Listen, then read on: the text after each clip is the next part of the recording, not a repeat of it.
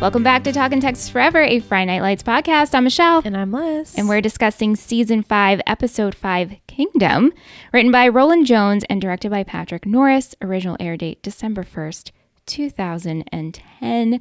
We have such a special episode because we have Matt from the Lonely Boys podcast, a Gossip Girl rewatch podcast where Matt is a veteran and his co-host Brendan is a newbie. Matt, welcome. You're also a return guest to Talkin' Texas Forever. The only. Oh my God. Just kidding. Well, I'll actually, take seriously. Listen, I'm now a 3-time guest. Looking forward to getting my 3-timers hat in the mail. I promoted to full episode. This is a dream come true. Yeah, I can't wait to talk about this whole thing. And yeah, I mean, thank you for the introduction. That was fantastic. Well, I mean, we love you and our listeners love you. They were so excited that you get to come back. And this is such a fun episode. And when I watched it to prepare, well, the first time, I was like, Liz, what about the idea of having Matt on for the full time? She was like, yeah, do it. Yeah, let's do it. And you had to talk her into it, but she eventually she agreed. No, I was like, Matt's a great guest. Let's do it. Oh man, I'm thrilled. And yeah, this is a great episode. Like when you sent me the list of episodes that were still available, I was happy that this one was on it because like I watched this whole thing only one time. This is my second time watching the whole thing, and I watched it all like 3 years ago, I guess, almost at this point. So I know I love season 5, and I think it's probably maybe now my favorite season. I don't know. I said season 4 last time, but those last two, they. Depending on what day, I could switch my answer on, but but I remember storylines in this season. But as far as like specific episodes go, it's like the finale, obviously, and then like this one was the only like specific episode that I could also remember. Like I could vividly like see scenes, like the scene where they're all like outside of their hotel rooms on their little patios and like talking to each other. Like I still remember that scene, so I was like, I remember that one. So if that's available, I think I'll take it. And then it was, so I did. What's so crazy, Matt, is I told Liz that this was the only episode I really remembered of season 5, besides the finale, and the balcony scene was the same scene I remembered.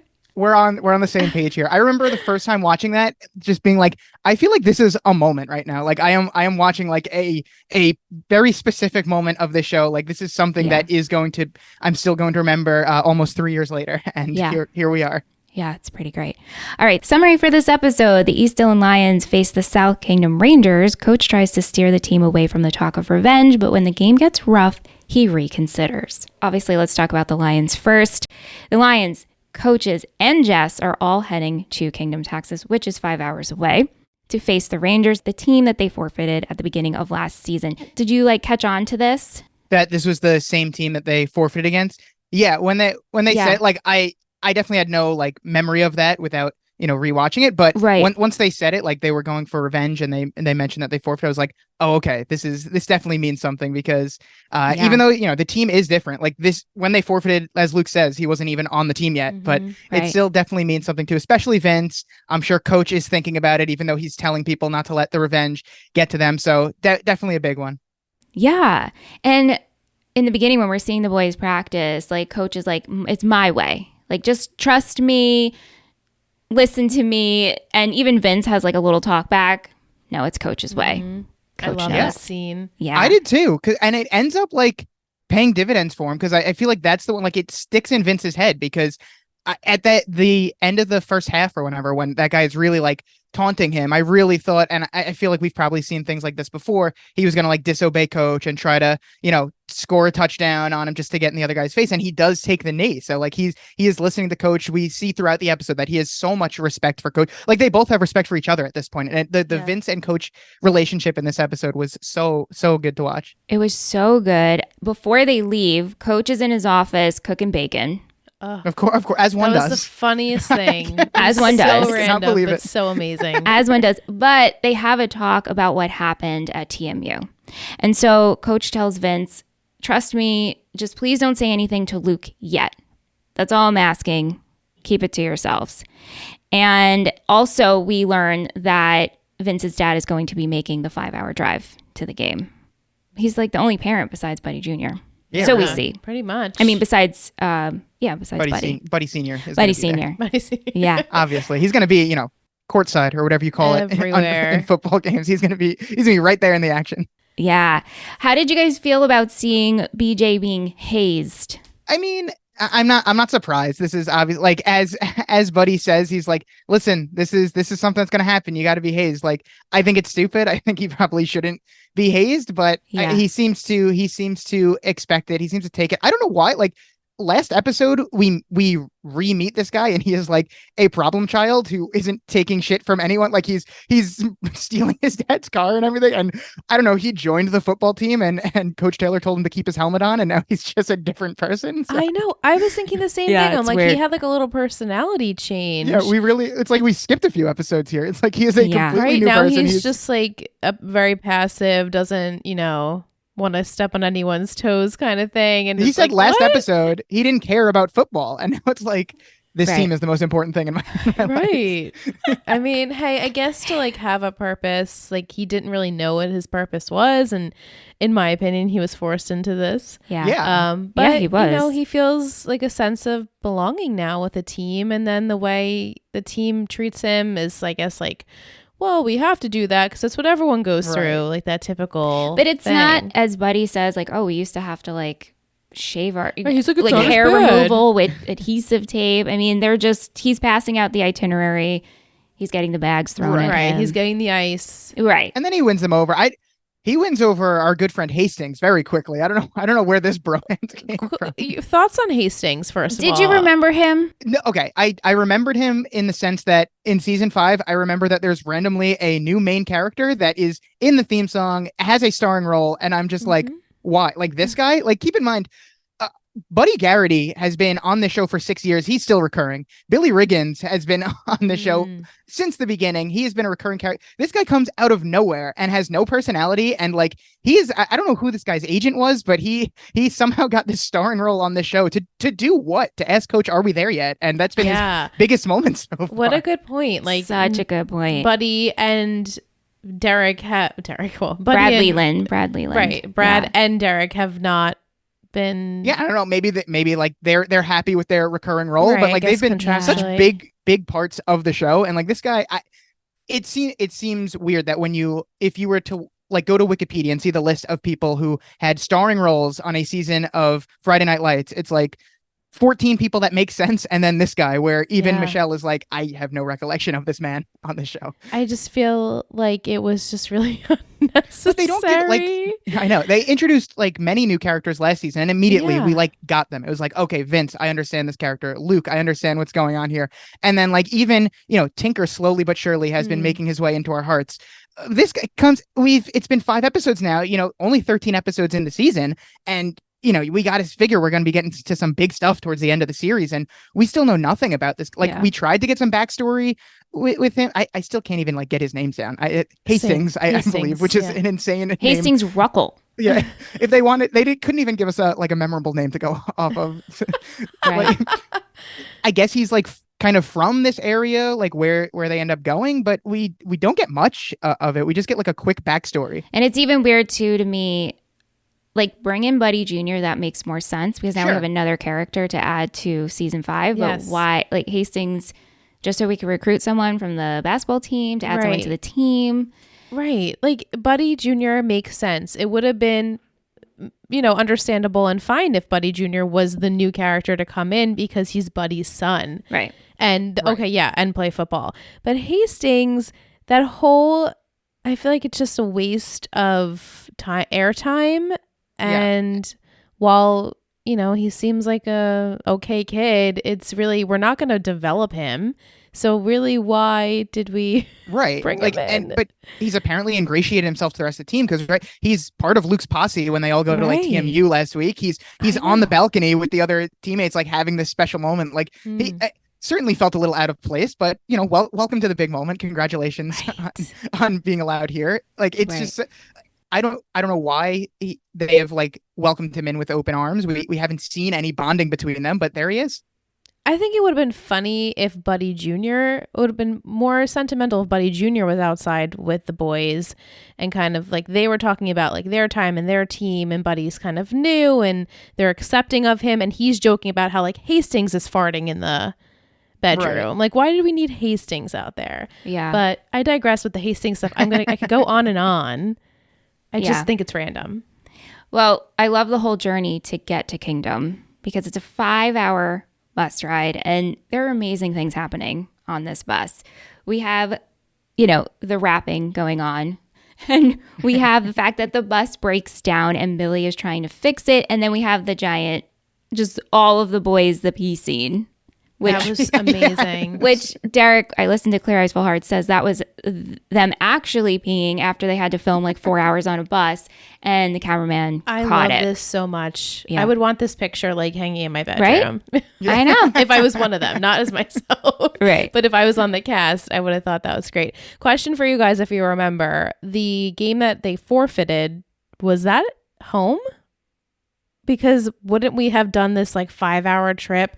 It must have been home. I think they were playing on that like shitty field that was right. That was terrible. I'm pretty sure it wasn't home. Yeah, and I'm like, the name Kingdom, I obviously would have remembered. Yeah, no, they definitely didn't go away for that. No. Right. Okay, that was home. All right, so that makes sense. Rihanna, she says 250 miles. Riding a regular school bus for that is long. And that is child and elder abuse. Or Crowley, what is the farthest you have traveled for a school trip? So I have no concept of geography. So 250 miles means nothing. Like, it sounds like a lot. Sure. I had no idea how exactly far it was. I don't even know like my cardinal directions really. So I'm taking their word for it. That's far. When they said 5 hours, then I was able to conceptualize. Yes. But yeah, it brought me back to like some of the field trips I went. Like when you guys were on my podcast, we mentioned our love of road trips, and this is just like a really long road trip with a lot of with a lot of people. So a very good time. I went.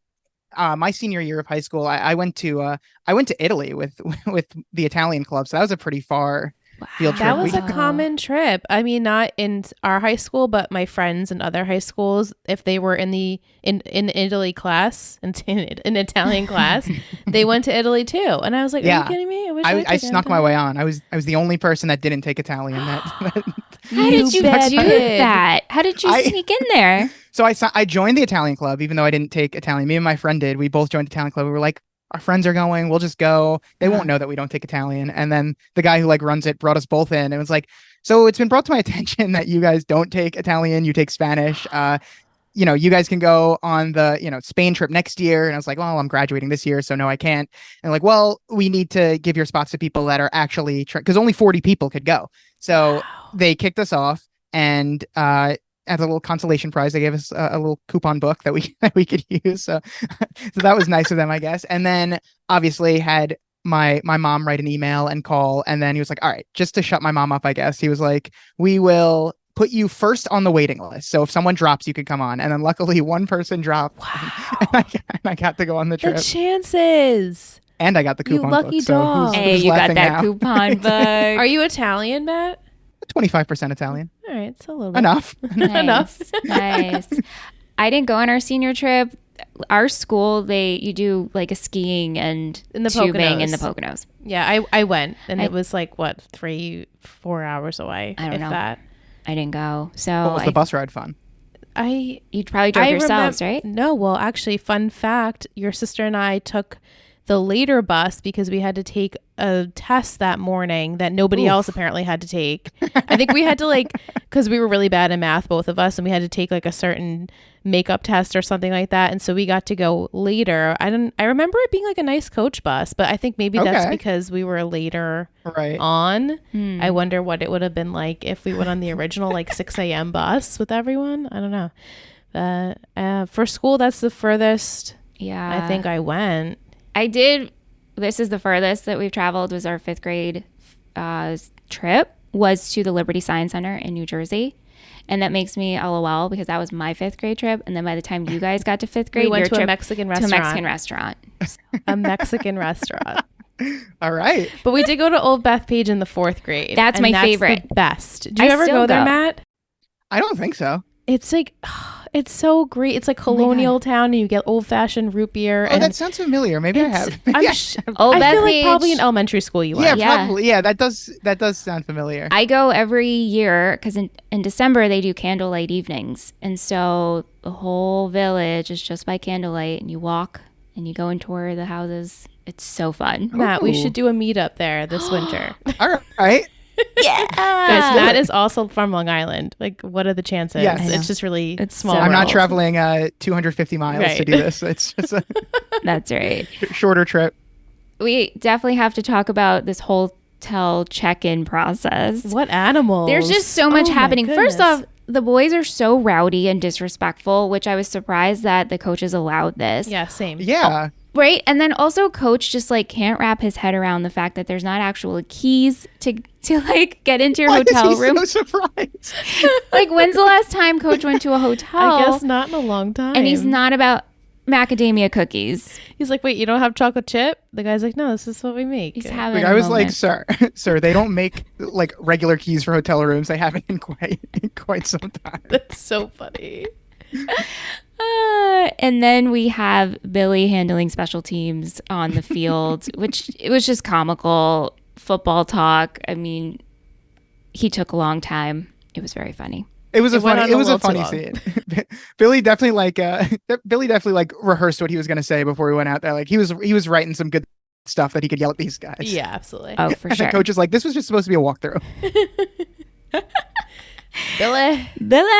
The first time I watched the show, I'd called Billy Riggins like the most nothing character of the show. Like you guys do the MVP and shittiest. I would theorize that he would probably never be my MVP and never be my shittiest. Like he's just seriously the most neutral character. But after watching this time, he's in the positive for me. He's making me laugh more times than I remember he did the first time around.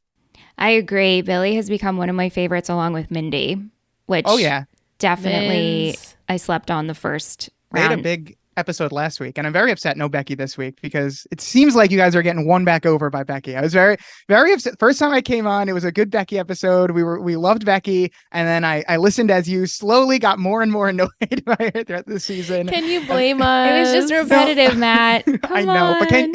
can you blame her? I mean, No. it's Tim Riggins. I Exactly. No, and we never blamed her. It just, I know. didn't like It the just got old. repetitiveness of that. And another storyline we'll get into, I'm sure, very soon. Yeah. Me Yeah. and Becky are winning you back.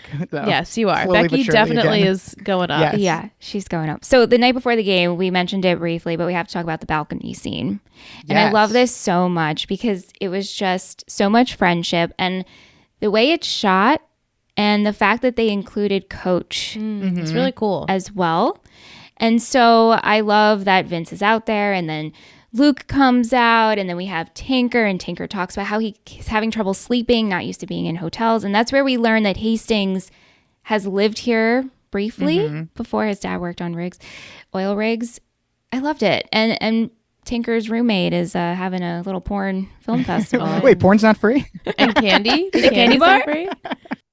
This is so good. And like you said, like one by one, they're kind of coming out and it's getting more. Yeah. When it was just the three of them, when it was just Vince, Luke, and Tinker, and they were just kind of like joking around like that and talking about pork and pigs and everything. Yeah. It's so good. And then even when Hastings comes out, it's good. And then, like you said, with Coach is kind of like we can see him, but they can't. And we just kind of see that he's kind of like below them, like behind the bushes in his own little patio. Just like, I guess he's just like taking a quick nap or something, just kind of enjoying the view himself.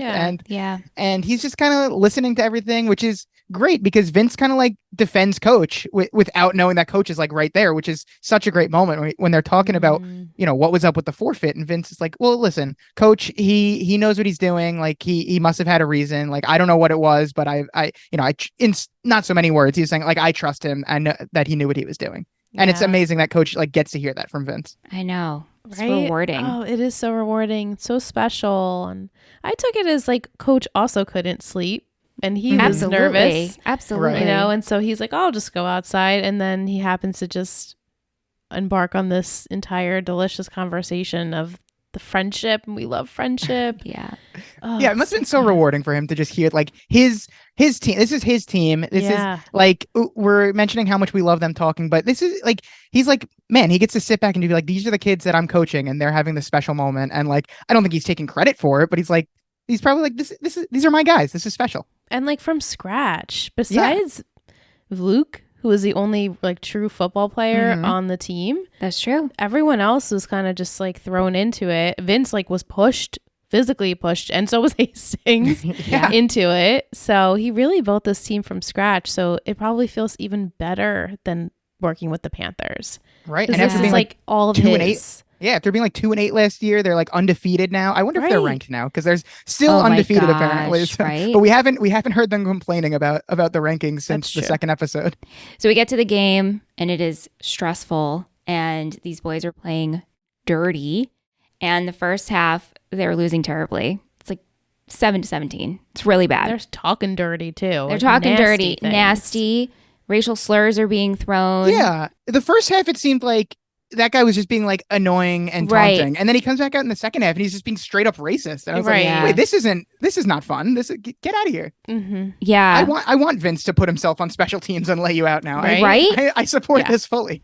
Yeah. And I love that Coach makes that switch, Mhm. grabs Vince and he's like, we're going to play our way now. Yeah, he's like, So no more messing around now. Let's stop holding. you back. understand what I'm saying? So go relay That's that the message. first time he really It like is, let yeah. his guard down. Was Yeah. like, we're gonna just not do it my morally sound way that I always do. I'm not gonna keep my my head up or like be above it. I'm just gonna like dive right in. This was Yeah. very unlike Coach, but I mean, I Very. feel like the situation, I guess, called for it. Like this was one, even though he didn't want to admit it, this is one that he really wanted to take back. Like he probably Right. regrets the forfeit still. He Mhm. really wanted this. He sees that they're, the crowd is chanting forfeit. They're calling them the loins when they come into the Yeah.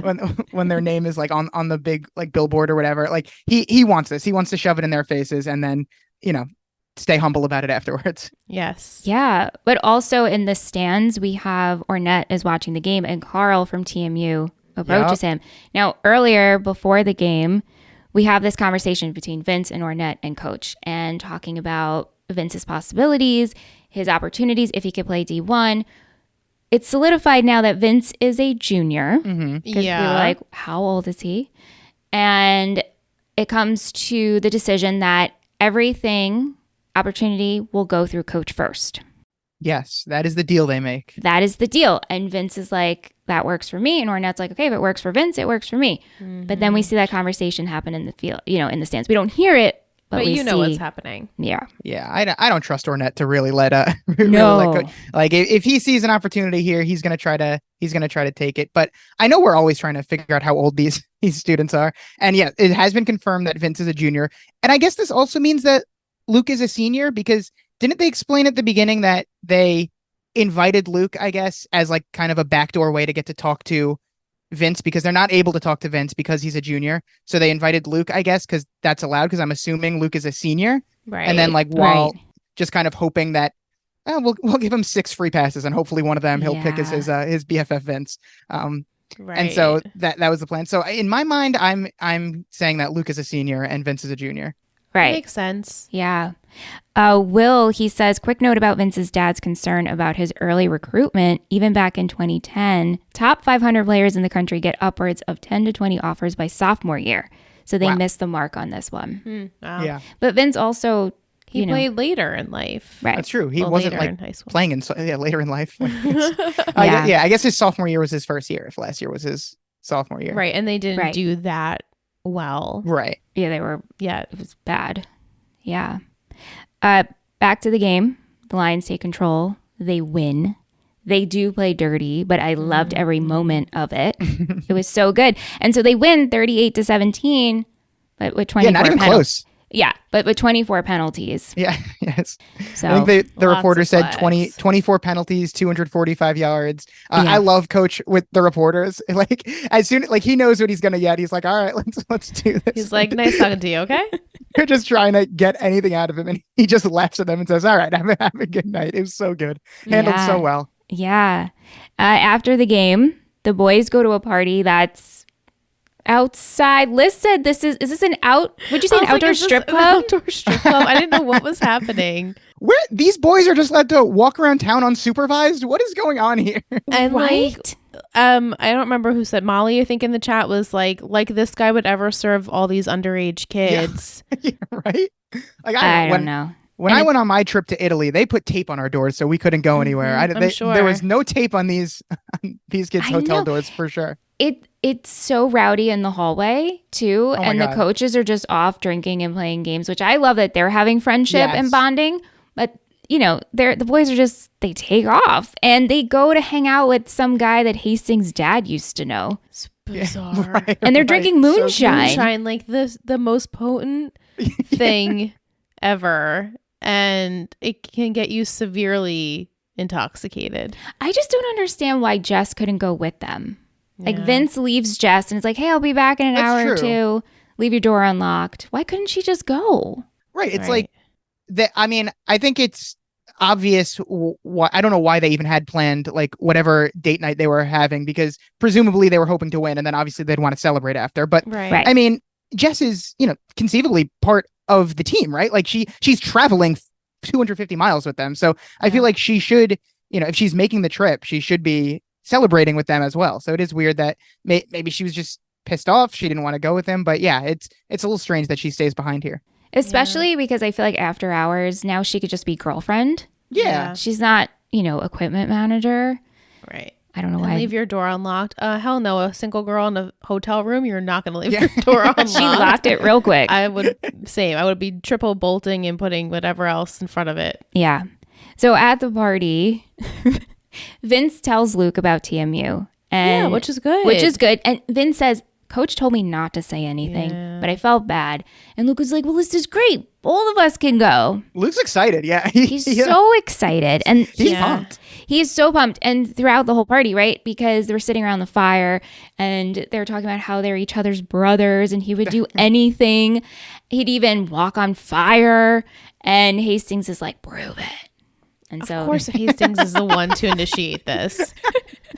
Why couldn't they have physically We have to make put, this into a cult. coals down and actually walked on hot coals, but they had to brand each other. This is not where I thought it was going. this was Very so weird, but weird. This is wild.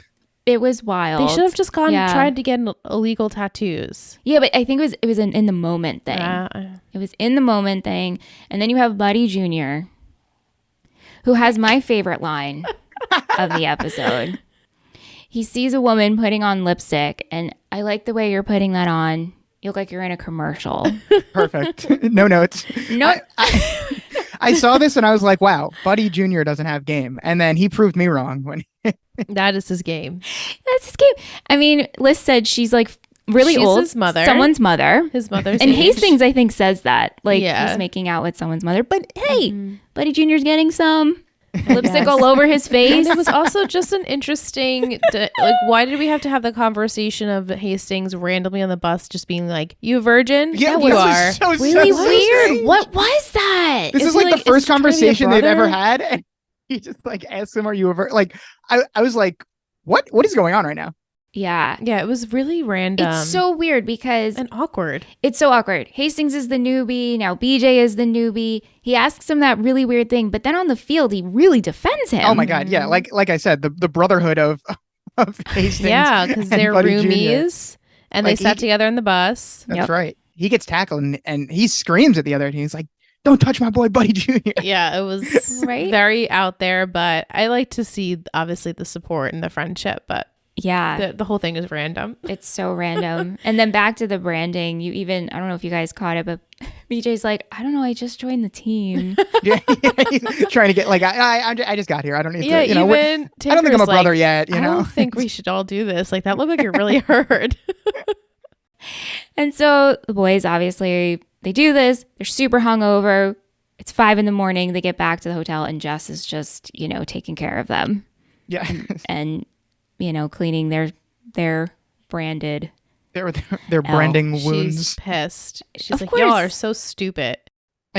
Outside of the branding, I think a lot of one of my biggest complaints with the teen dramas is they're not good at writing or really portraying like what actual teenagers are like when they're drunk. But I felt like Luke, especially, like this is every high school boy I've ever hung out with drunk. Like this was portrayed beautifully, like just like kind of incoherently shouting and saying that you guys are my boys for life. Like in this instance, he probably meant it more than a lot of other instances I've seen where people are usually shouting at like 5 people they just met that night. But this is like, I heard Luke just like incoherently rambling and I was like, yes, this is a drunk high school boy right now. Yeah. Yes. Well, it could be also drunk 30-something-year-olds. Like when our guy friends get drunk, they like cry and hug each other They and do. say how much they love each other Every time. and like make announcements and speeches and like friendship. And you're like, okay, guys. No it's branding enough.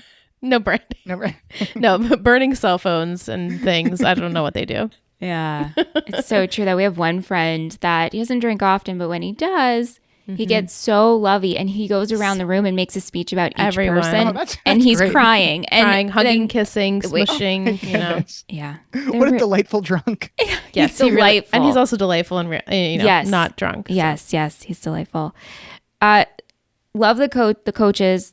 They're gambling and drinking, and all of them are so happy. They had so much fun. They're saying the boys had fun. They're joking that Buddy Jr. sucks at football, but Coach isn't having fun. So what do you guys gets think called about out. that? Yeah, Because he feels like he cheated, probably. he doesn't Right. like playing with revenge, right? Yeah. He doesn't feel like he did it the right way. Like he knew he needed this win, but then like once it happened, he's like, man, I wish we could have done this another way. So I get where he's coming from. I wish he could enjoy it. And I like how I think it was Buddy, like he just calls it out. Like, you're the only one here not having fun. Like, let's have a good time. Come on. He's like trying to snap him out of it. Yeah, Well, anything to win.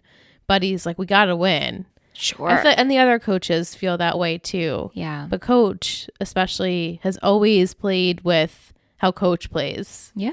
And it usually works in his favor. Even if they lose, like at least he knew like, oh, we played a fair game. Right. And then when he was like, oh, and I was cheating and I was trying to like win and I was cheating. I was like, he was cheating in that game too? Like he probably feels like such shit about himself. The Like when whole does time. Coach cheat this much? Yeah, that's right. So good. I'm looking at your cards. I still can't win. I so do funny. like. I've noticed that that Coach Stan, like, everyone else, when Vince introduced the coaches to his dad, they were all like last name, and then he was Thank like, "And you. this is Stan." And this is Coach Stan. This is Coach Stan. I was like, does Stan not have a last name? I guess he doesn't. I love Known Stan so mononymously much. as Stan. Yeah, when he just I like stan interrupted the Stan. speech, I was like, "Down football!" And he like literally like roared, like Liz does at the end of the episode. He gave an honest to God roar. Exactly. It was amazing. I also love that he can do his little whistle blow on the bus. Coach gave it to him. He's like, Hey, you do it. Do the thing that you do. Yeah, wake the boys up So with a good. whistle blow. Stan is a vibe, and I'm here He's for it. My whole world. Yeah. I love Stan. Coach goes back to the room. He calls Tammy. Tammy's having her own girls' night with Laurel. Yes. Everyone's getting drunk tonight. Everyone's getting drunk. I love that she has a friend. Do you trust Laurel? Let's Yeah, have I got there. reservations. It's just because you see how it starts, and like we see what Tammy doesn't. Yeah. So I was hesitant, but it seems as though she is just wanting to be her friend. Yeah. Like they're past it. So, and it's good. I mean, Tammy hasn't had a real friend since like Katie McCoy. Yeah, Oh boy. I and that forgot didn't about end that. well. R.I.P. McCoys. Yeah. Yes. Good riddance to the McCoys. Good riddance. I like Katie. She was fine. She's okay. If she had to leave so that the McCoy men could also leave, that's more than okay. But Yeah. Liz, I saw where you were coming, because even I've seen the episodes and I was like, this lady's up to no good. Because again, it seemed like with Buddy Jr., it seemed like we missed some episodes here where like literally, I think it was the same episode actually. Like in the beginning of the episode, she's like talking shit about Tammy. She's like combative against Tammy. Yes. She doesn't want anything to do with her. And then like we don't see her change her mind. Just at the end of the episode, she's just like, you know what? I do want to do homework club. So it's like, Thank you. what is this girl's ulterior motive? Like, it doesn't make sense, but we haven't seen anything else. So now we have to assume like she just decided out of nowhere she wants to be a friend, which all Yeah. right, good for Tammy. Yes. Yeah, it is good Agreed. because Tammy needs to vent to someone, and she's talking about Julie because Julie hasn't returned any of her phone calls. She's taking it tough with her leaving. So I'm glad she has Laurel. Me too. When I went away to college, my mom had a rule with me that I had to talk to her on the phone every 3 days.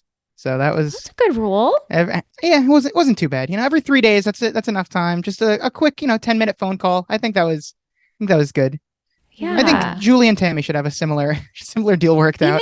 I don't understand. Why can't we text? Yeah, Or- right. I know Or it's not the email same or as hearing a something. voice, but you could have sent text. Yeah, and like I'm trying to put Michelle and I both didn't go away to college. My sister did, however, and my sister and my mom are like codependent, like they're attached at the hip. So they have a very different relationship than Julie and Tammy do. So I was like trying to understand how it would go. Like, it would never fly in my house to not speak to my mom like every single day, or every single hour of every single minute. Like, my husband's like, your mom's calling again. Like, it's my mom, you know, we're her only daughters and she lives for us. And I appreciate that. But sometimes it's a lot. And so seeing Julie and Tammy, I'm like, is this the norm? Wait, I just don't know what the norm is. So I just, my meter of like parent kid is so off because of my mom. So yeah, well, I think I believe it. I believe this is the norm. It seems. Yeah, and especially because this is her first time away from home. Yeah. Right. She's so busy and caught up too. Well, we'll get into that. Yeah. Before we get into that, Kate, she sent some thoughts, and she wanted to say that as someone who teaches at the professional college level, to be at the thesis writing stage of his doctoral program, Derek would have to be at least 26, and his wife would have to be in her 30s to be at the point where she could take a sabbatical. Not that movies or TV shows ever get academia right. Ooh. I just can't imagine any actual professor acting so immaturely and unprofessionally so as to seek out a student in a public venue and verbally and physically assault her. Yes. This is just so unrealistic and offensive to me. Yes. Yeah. I hate this 26-year-old loser. I can't. Well, Julie, she gets back from what we could assume fooling around with him, right? She walks into her room. The next morning. Right. And she just wants to sleep, and her roommate's like, we got to go to class. And so they bribe each other, right? Like, you do this for me, I'll do this for you. So Julie has to go to a poetry class and sign in for her. While she's there, Derek shows up. And he's speaking like while this guy's reading a poem. And says, hey, come with me. Let's go get fry bread. Like, what are you doing? Just leave this. And she's like, okay, I'll meet you in the parking lot. So they drive a good amount of time. I think it was like a couple of hours away to go get like 90 miles, I think. Yeah. Wow. I didn't even catch that. I'm always infuriated. What is this guy doing? Like, what the hell? To go get the fry bread. It's delicious, whatever. But then he goes on this whole thing of, I like to get lost. I'm good at it. He's forever lost, metaphorically as well. This is why he can only hit on college freshmen, because if he was hitting on people his own age, they'd like laugh in his face with the things he's saying. He's so embarrassed. He's so embarrassing. Agreed. I cannot with this guy. You're absolutely right. It's very embarrassing. It's so embarrassing. And then he just keeps saying, oh, I have to get back because I have to like work on my thesis. And so instead of getting back, they drive around even more.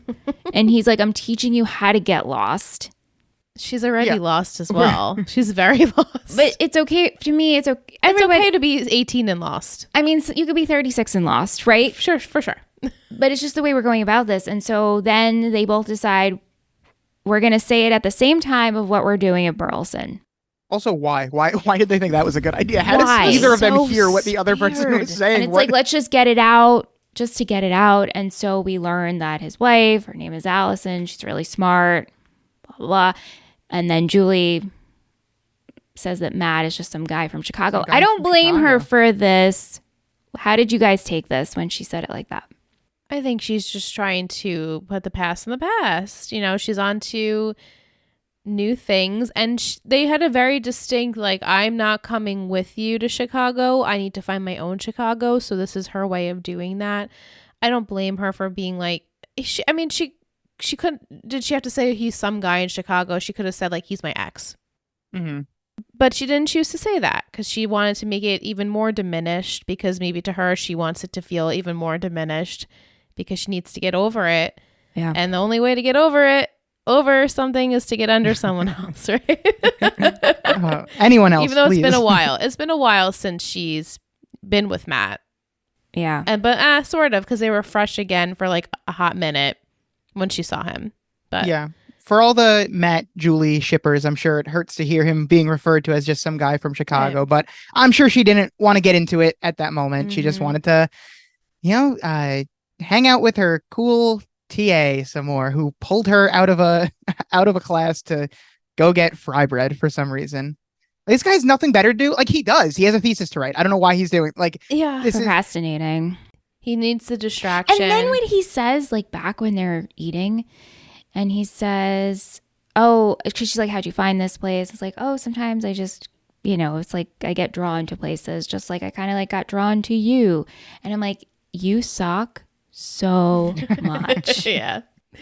Yeah, line after line. It's so bad. And even if he believed it, it still is just so like disingenuous to the viewer. It's so disingenuous. You just see it and you're like, this is spewing bullshit.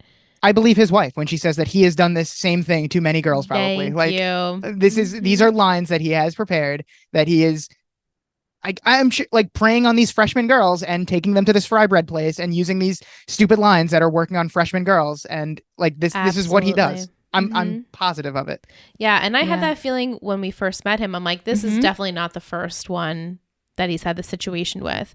Do I think it was incredibly immature of his wife to come and slap her and call her out and say that Julie Taylor is a slut in a public space? This is just like, if it's happened before, why are you blaming her? Right. Yeah, right. Listen, I have some notes on how his wife handled this. Like, this is the nerve of her to just go to this, like, according to the person who sent in the comment on how old she must be, for this full-grown adult woman to come into this college campus to probably, like, I don't know, she doesn't live in this dorm. I don't know if she's trespassing or what right she has to be there, but she's like storming into the common area and slapping a teenager in the face and like shouting that she's a slut. Like, I do like that she is bringing to attention to Julie, like, he does this to other girls, because she did need to hear that, but like, to scream that she is a slut and slap her, like, that is insane. She should be getting escorted off the campus. It would have been a much better situation if we had like the Maureen and Serena talk, where Maureen's like, oh, you think that you're the one? Like, just very condescending and calm about it,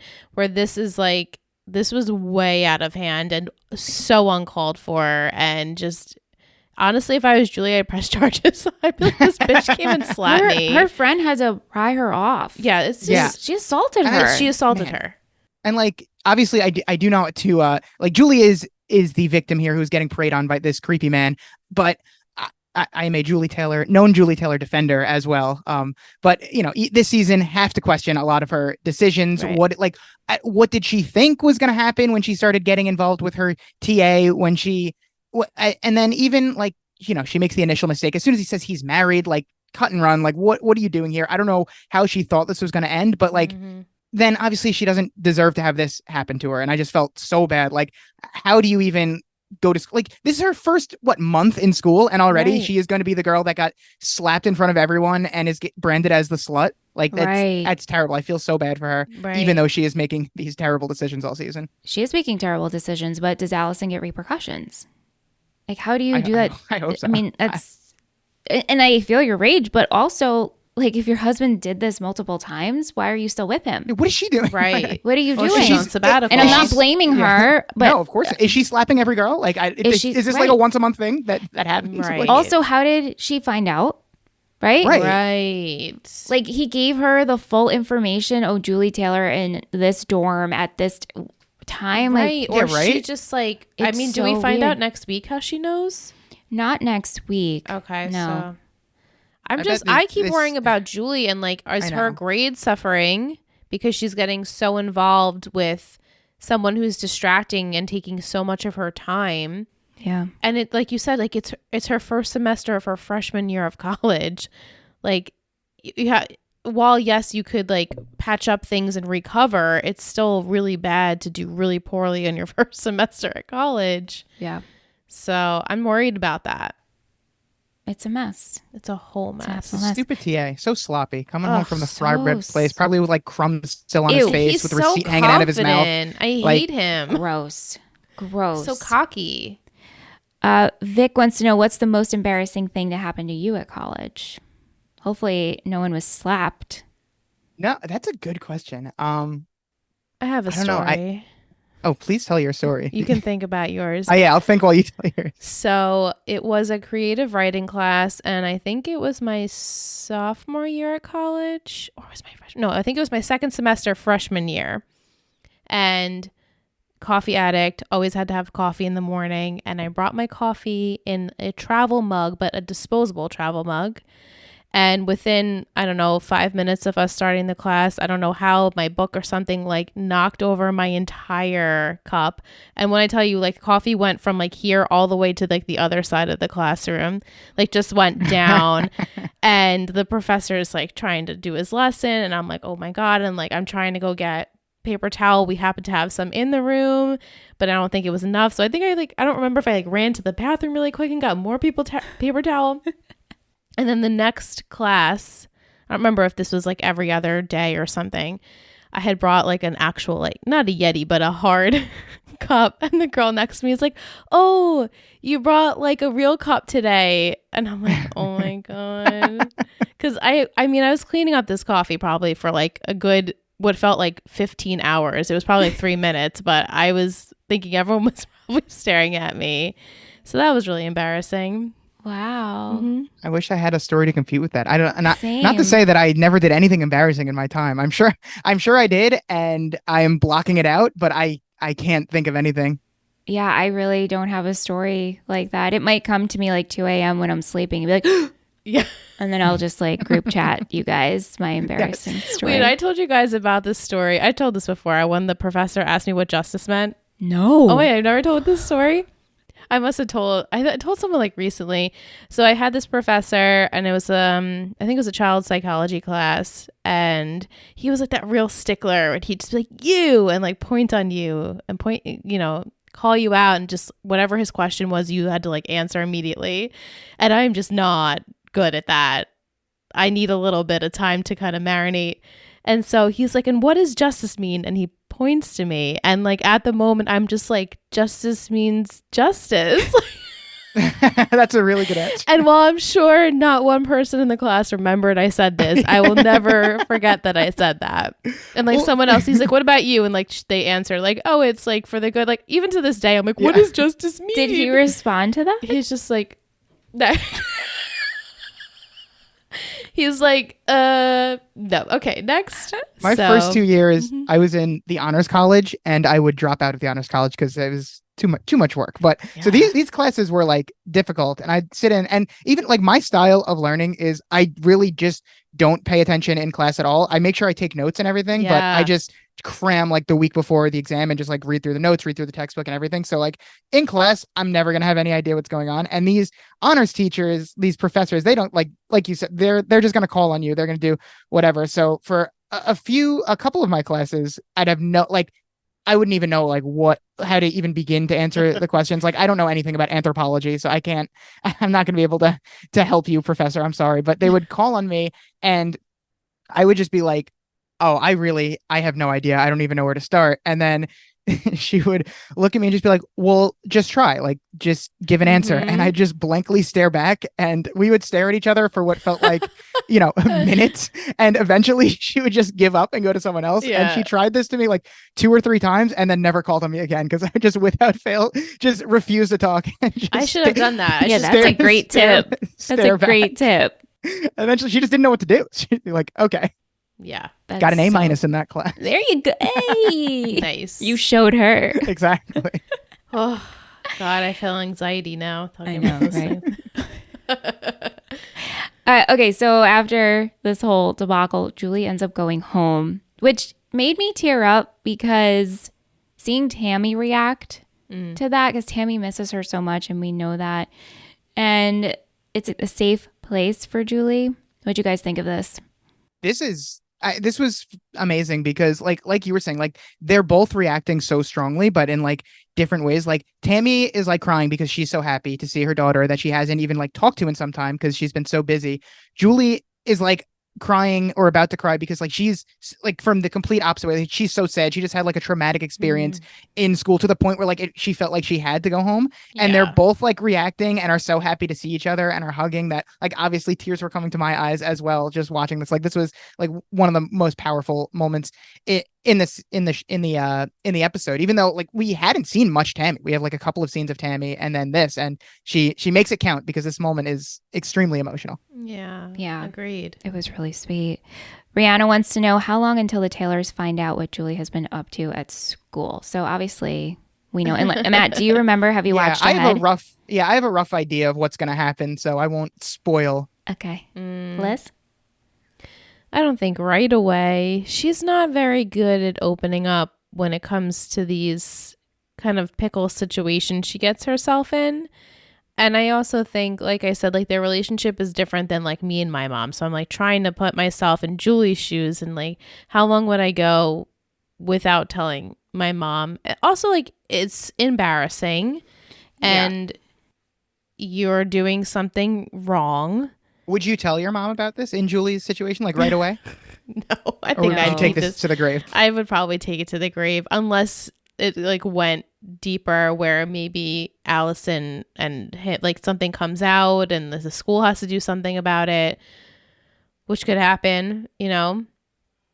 I bet Julie and Derek are going to talk and Julie's going to be like, I'm not going to press charges on her because she wants to keep it hush hush. But then again, it's not going to be a hush hush because literally the entire floor knows. Gonna be tough. And then I'm sure it'll be around the school very quickly. Yeah, I don't know what the camera phones are like in these days, but I'm sure someone has a recording of this somehow. Yeah, and I wonder if it's going to get back to the actual professor of her class or, you know, some higher ups because that's how they met. He's a TA in her class. Yeah. So I don't know what the school book says about this type of thing. I'm sure it's like one of the only rules for TAs. Right? It's like don't sleep with your students. Don't sleep with your students. So, and the fact that he's married, like it's a whole production. So I think she probably can't keep it a secret, but she's going to want to as long as possible. But I don't know if it will come out next week. Maybe the week after. Maybe things will be private next week between Derek and Julie. And then maybe the following week we'll have some more of it out in the open. That's my prediction. Good prediction. Okay. This is for Matt. This is from Elizabeth. She says, I think we should bring some Lonely Boy segments to the Bettys. Oh. So, anything weird happened to you this week? I almost got into the wrong car at Michael's yesterday. Opened the door and someone was sitting in the car. No. My grandma's done that. Oh my God. Nat, take it away. Actually, I guess I did. Like this segment has turned because at the top of every show, I just tell my co-host Brendan about something that I can't stop thinking about that has recently happened to me. It's usually a interaction with like a customer I have at one of my many jobs. And I mean, I guess recently I usually make pizza at my job, but sometimes I will operate a register and so I took over a register and someone like this middle-aged woman in like a wheelchair comes up and orders, you know, some kind of combo. And I was like, okay, what drink do you want? And she's like, you know what I want right now? And I'm like, okay, what? Where is this going? And she's like, I want my favorite combination. Do you know what my favorite combination is? I'm like, no, ma'am. How would I know? We just met. And she's like, I want some Coke and LSD. I was like, okay, well, for the combo, these are your options. I'm sorry, I can't provide the LSD for you. And she was like, what? Coke and LSD. I want some Coca-Cola and long sips of my drink. What did you think I meant? And I was like, oh my God. What a bit, ma'am. You really got me. And she's like winking at me like she just said the funniest thing that's ever.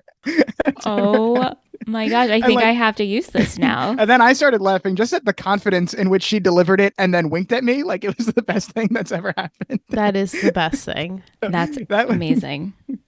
And I'm sure I'll tell Brendan the same story next time we record. But that's definitely that's recently.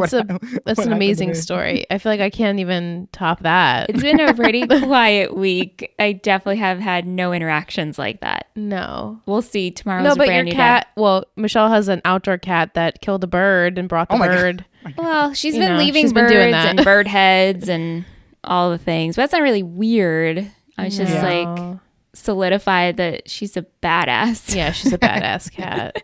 Yeah, weird? Not weird. Does Hastings' dad know Carter's dad from his time on the oil rig? Carter, of course, Carter, legit. Carter Bazin. I read that earlier, who's and I'm Carter? like, who the fuck is Carter? Oh my God. And I'm like SS. going through, and I was like, wait, Gossip Girl, Carter, Bazin. The oil rig. I love some Carter. Every fallen Gossip Girl character jobs on the oil rig. So true, actually. And then she says, how about a user review of the week from our friend Lonely Boy Lover 69? I loved this episode. Going to this away game put our beloved characters in a new setting that was a nice refresh for the show. It reminded me of that early season episode when they had a game in Smash's hometown. Every character seemed experienced in or entrenched in drama. The stuff with Julie and the TA is just gross. Please stop putting Julie in bad storylines. It was tough seeing the team go through such a rough game, but Coach Taylor pulled it all together. Sal King deserved much worse than the Lions gave. I can't believe the Lions are undefeated. Coach Taylor is MVP.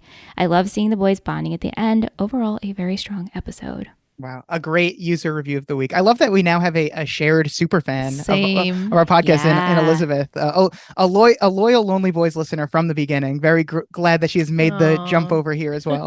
We're so thankful. Yeah, we just had her on the podcast last week. Yeah, she was great. And she was like, oh my God. Wow. That's incredible. Yeah, and she was like, oh my God, I love Matt. Because we're like, he's coming next week. Yeah, I was like, oh, right, I forgot about that connection. Yeah. Thank you, Elizabeth. And then Vic, she wants to know if you could take 2 people from Gossip Girl on a 5-hour bus ride with you, who would you take? Let's see. For entertainment purposes, like obviously Blair and Chuck are going to be causing so much mayhem on that bus, just messing with people. But I don't know if I'd be able to handle that after a while. That's a very good question. I mean, I don't know if I want to go for just like who would be able to have a good conversation with me or who I'm just, I think I can't turn down an opportunity to spend any amount of time with Blair. So I think Blair has to be there. And Blair and Dan are coming along with me because at the point in Gossip Girl that I'm in now, the only thing I'm loving about the episodes is the Blair and Dan friendship. So I'd love to be a third member of that friendship and we can take a nice road trip to wherever we're going. It's perfect. I mean, imagine Blair on a school bus for 5 hours though. She'd be miserable. She would lose it. She would lose honestly, my first thought was I'd take Chuck because he would just not want to talk to me. And that would be good. Like I could nap and listen to my music and he'd just be like off doing his own thing. What an interesting approach. Thank you. I was like, oh, maybe I'd take Nate because I feel like I could talk to him for 5 hours. Right. Yeah, Nate would be nice to talk to, actually. Nate would be good. And then my second thought was like not Chuck at all. I don't want him anywhere near. He also would probably refuse to get on the bus. So. That's absolutely right. Right. He would. Chuck does ride the bus in the pilot episode of Gossip Girl, which does not make sense, and then never again. I remember making note of that during the pilot and be like, okay, this one must not have a lot of money because he's right. He's like and then the we find out richest one. He's a 12 billionaire, the richest person on the show, like just on the bus for no reason in the first episode. I know, what a weird transition there. So weird. All right, let's go into our other segments. Favorite quotes. What do we have? Matt, you can go first. So I feel like the one that I heard that I thought I was going to say was that when Coach Taylor says success is not a goal, it's a byproduct. Like this is a quote I've heard before. And then I Googled it and was shocked to see that it is a Coach Taylor original. Like I did not realize that he was the one, like, cause everything I looked for was like, it just attributed the quote to him. And then I stumbled upon an article that gave 12 quotes and you had to guess if it was Coach Taylor or Barack Obama. And I went 11 for 12. So wow, that's pretty good. But then that quote was one of them. I love that. That is what I stumbled upon in my research of that quote. But the quote that made me laugh the most was during the insane Billy Riggins coaching segment when he just yells, "We will run with hate in our hearts." It made me laugh out loud. And I don't know when I'm going to get the opportunity to say this, but I will scream it at some point. Right. Oh my God, I love it. I love it. What do you have, Liz? I have play Taylor Ball. And then you would be too if your mom cooked like mine. Yeah, that was Tinker. I really like the way you're putting your lipstick on. It's like a commercial. It's like a commercial. And then he got to come home with that lipstick. Yeah, got a souvenir. Yeah. Coach Corner, what do we have, guys? Favorite moment? Originally, I had Coach telling Vince about him being like the person to go to with the scouts and everything. But then I picked Vince telling the boys that Coach knows what's up. Ooh, that was good. I like that. What do you have, Matt? We mentioned it like when it happened, but I think that scene just like right in the beginning that sets the tone for the episode when Coach Taylor tells Vince like, we're doing this my way. And then to like kind of piggyback off that, when at halftime he like switches it up and is like, all right, now we're switching it up. Like I thought those two moments were perfect for Coach and Vince. Yeah, that's what I had too. The second half, when Coach is like, go tell the team. You know what I'm saying? You know what's up. You know what's up. MVP and shittiest. Does everybody have their MVP? I do. Okay, Matt, who's your MVP?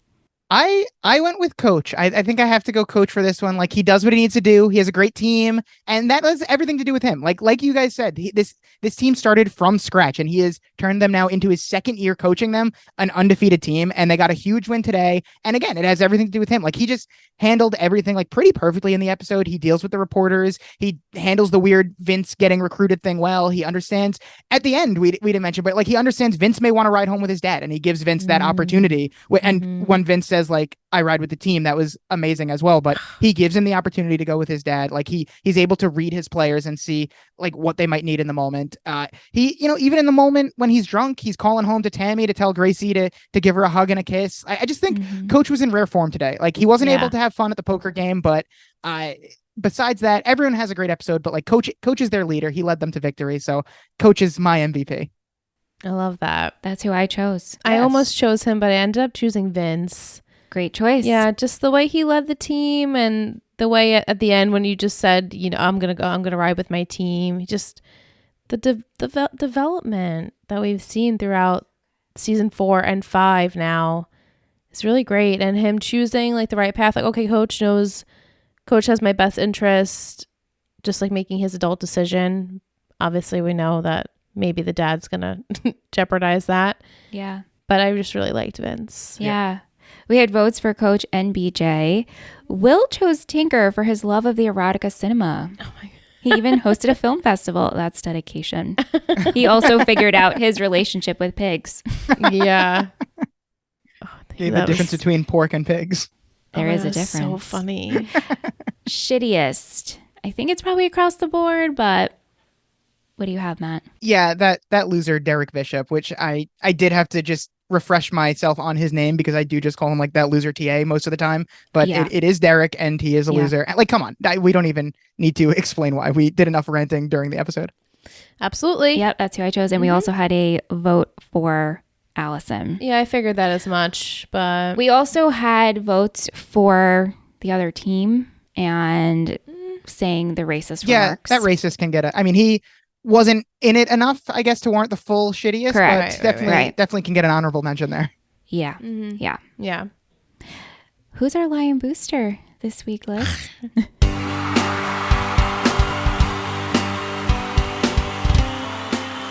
Booster of the week. You're a total booster. It's Kim. Yay! Yay, Kim. It's her birthday. On Sunday. When you hear this, it will be past her birthday. But yeah, thank you so much, Kim. We love your support. We love talking to you in the Discord chat. Michelle and I are catching up on the Summer I Turned Pretty. Oh my God, me too.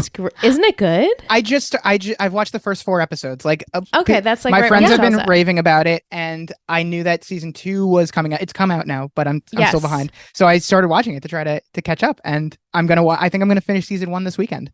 Yeah. It's just it's a nice. I like it so far. It's just a good watch. I don't know.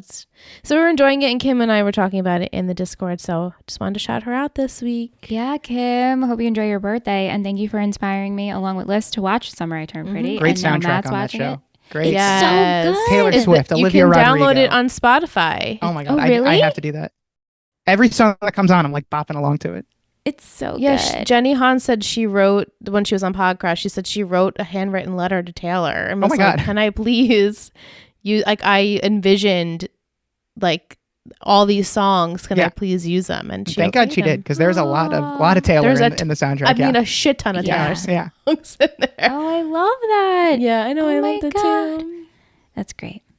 Okay, so an emoji for this episode. I don't know what you guys were thinking or if you had any thoughts to begin with, but I was thinking fire. Oh, that makes sense. We could do that. I don't know. I don't know if there's actually a branding emoji. I'd say probably not. Yeah. So we're going to go with fire. So what you can do is send us those emojis through the DMs on Instagram at Total Betty Podcast Network. Send us an email. You can also drop it in an Apple Podcast review. Consider rating us 5 stars.